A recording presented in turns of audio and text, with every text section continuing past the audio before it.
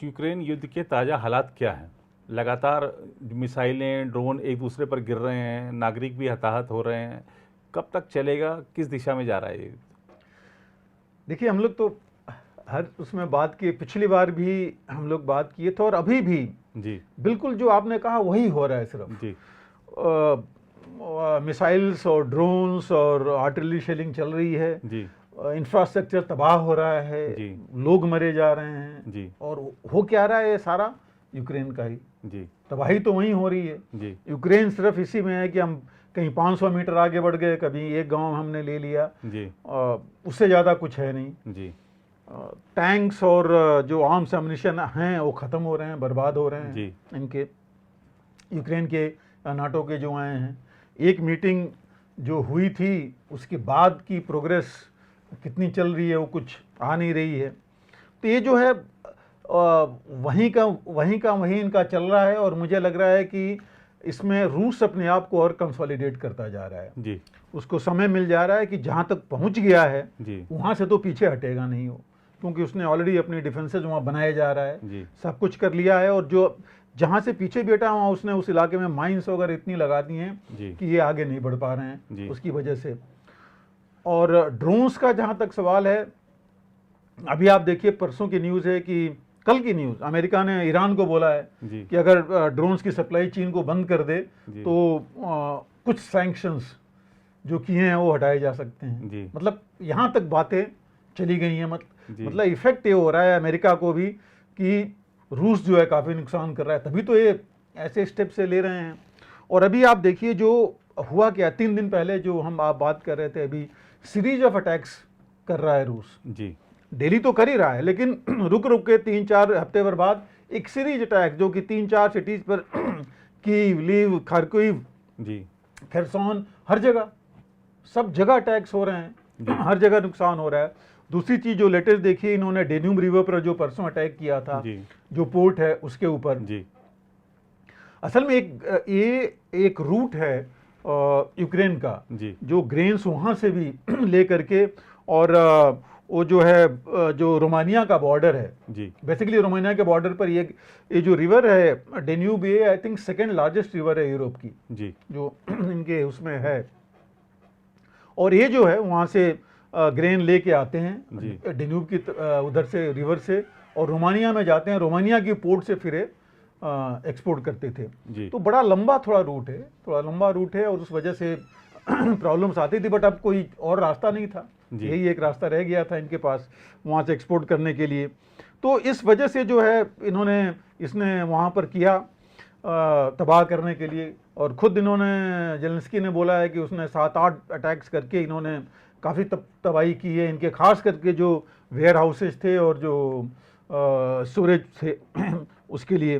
जी और दूसरी चीज़ ये हुई है कि इनके जो ड्रोन्स हैं जो यूक्रेन अभी इस्तेमाल कर रहा है वो काफ़ी गिरा रहे हैं जी तीसरी जो एक चीज़ हुई है, रूस ने अपने ड्रोन्स अभी और यूएवी शुरू कर दिए हैं, जो कामाकाजी या जो शाहिद ड्रोन्स आ रहे थे ईरान से, जी उनके बेस पर उन्होंने बना करके, और अपने ये इनकी यूके की रिपोर्ट है। जी तो मतलब रूस तो अपने बनाया जा रहा है, हालांकि नुकसान तो उसको है, सैंक्शन से हर एक चीज़ से उसको फ़र्क तो पड़ रहा है, लेकिन पीछे नहीं आ रहा है इसमें। ऐसा नुकसान नहीं हो रहा है कि वो पीछे हटे या रोकने की बात करे। जी और जो बाकी चीज़ें अगर आप देखिए तो बॉर्डर पर पोलैंड और मतलब बेलारूस का जो बॉर्डर है, लटाविया और पोलैंड से, वहाँ भी एक्टिविटी हो गई है। पोलैंड ने 10,000 से ऊपर ट्रूप्स भेज दिए हैं। लटाविया ने बोला है कि हम जो है अभी अपने बॉर्डर क्लोज करेंगे, 2 उन्होंने पॉइंट्स क्लोज कर दिए हैं, बाकी फेंसिंग भी करेंगे। तो ऐसे करके हर जगह से इनके ऊपर थ्रेट तो बढ़ रही है जी। अब पोलैंड और अगर ये देख रहे हैं, सोच रहे हैं, तो दूसरी चीज़ चेचन ट्रूप्स भी देखे गए हैं अभी जी यूक्रेन की तरफ, रशियन वाले इलाके में। उधर वैगनर ग्रुप ने अपने आप को ऑलरेडी बेलारूस में रजिस्टर कर लिया अभी एज ए एजुकेशनल ग्रुप जी। ये अभी 2 दिन पहले उन्होंने किया है जी। तो मतलब वैगनर की प्रेजेंस अब परमानेंट हो गई एक तरह से बेलारूस में जी। वही एम है, तभी इन्होंने रजिस्टर किया है कि इंटरनेशनल वो ना हो। वो भी एज एजुकेशनल ग्रुप किया है, बाकी तो बाद में इनके। तो ये सब चीज़ें जो हैं ये नहीं दिखाती कि कहीं से कुछ कम होने का चांस आ रहा है बैटलफील्ड में, बैटलफील्ड के अंदर वहाँ चीज़ें बढ़ती जा रही हैं। देखिए तो मिसाइल्स का जहाँ तक सवाल है वो रुक ही नहीं रही है, वो तो रशिया अपना किए ही जा रहा है। इन्होंने भी, यूक्रेन ने जो अभी तक अटैक्स किए थे, उन्होंने देखा कि अगर वो एक बार करते हैं क्रीमिया में या मॉस्को के पास 2 ड्रोन भेजते हैं, वहाँ से कई आकर के इनका नुकसान कर जाते हैं जी। तो उससे कोई ज़्यादा माइलेज ना मिल रहा है ना कुछ फ़ायदा इतना हो रहा है जी। तो ओवरऑल नुकसान अगर देखा जाए तीनों को हो रहा है यूक्रेन को। हालांकि इन्होंने एक बोला है कि एक छोटा सा गांव लिबरेट किया है नॉर्थ ईस्टर्न में, और दूसरा इन्होंने एक ग्रेन की कंटेनर था जो कि 17 महीने से पड़ा हुआ था, जो कि इन्होंने अभी निकाला है। एक रूट जो कि अमेरिका ने बीच में से दिया है, उससे निकाल रहे हैं लोग, जो कि और बाकी चीज़ तो जा नहीं रही है जी। यूक्रेन के I think deputy foreign minister ने का स्टेटमेंट था कि लड़ाई की फेयर एंड होना चाहिए जी, फेयर तरीके से एंड होना चाहिए। और उनका वही था कि हमने हमारे जो हैं सैंक्शंस कम नहीं होनी चाहिए रशिया के अगेंस्ट, हमें अपनी वापस मिलनी चाहिए ज़मीन। और तो कहने का एम है कि धीरे धीरे यूक्रेन में भी ये एटलीस्ट बात तो आने लगी है कि लड़ाई ख़त्म होनी चाहिए। बिल्कुल, तो ये चीज़ इधर से ही ज़्यादा आ रही है। हालांकि रूस ने भी बोला है वो चाहते हैं, लेकिन वो भी अपने टर्म्स पर चाहते हैं। तो ये चीज़ें कुछ हैं जो कि अभी वो तो वहाँ पर आने लगी हैं। जो उनका जो खिरसॉन में और नीप्रो एरियाज में देखिए अटैक्स बढ़ गए हैं रूस के जी वहाँ पर।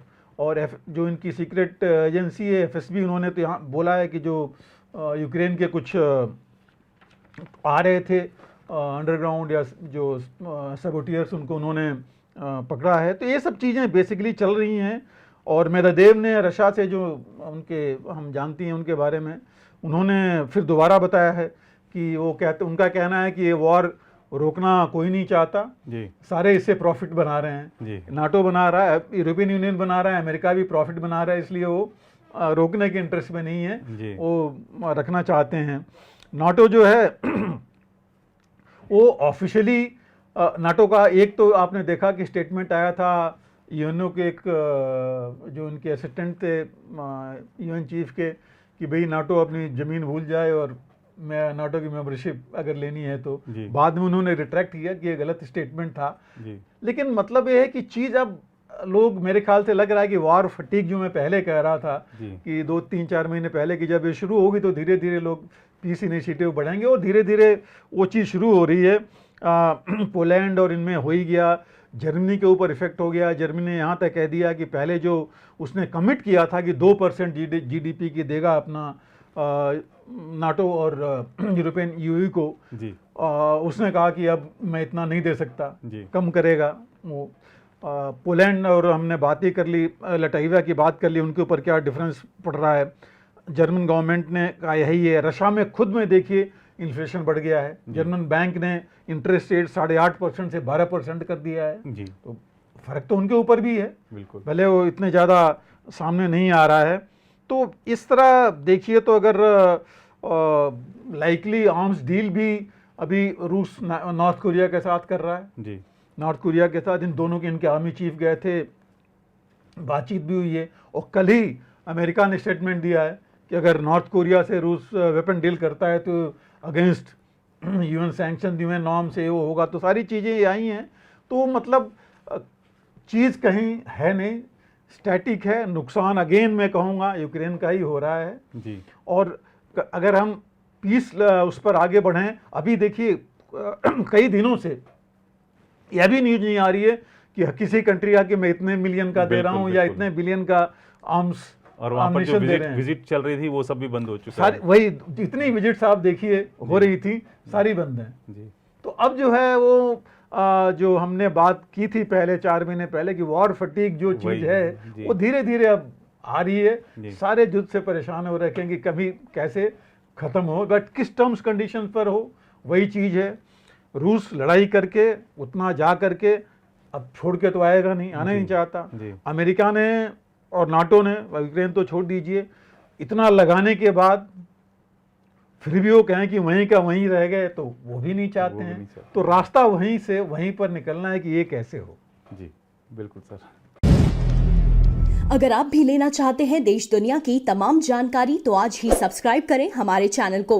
साथ ही नीचे दिए बेल आइकन को जरूर दबाएं ताकि हर अपडेट आप तक पहुंच सके।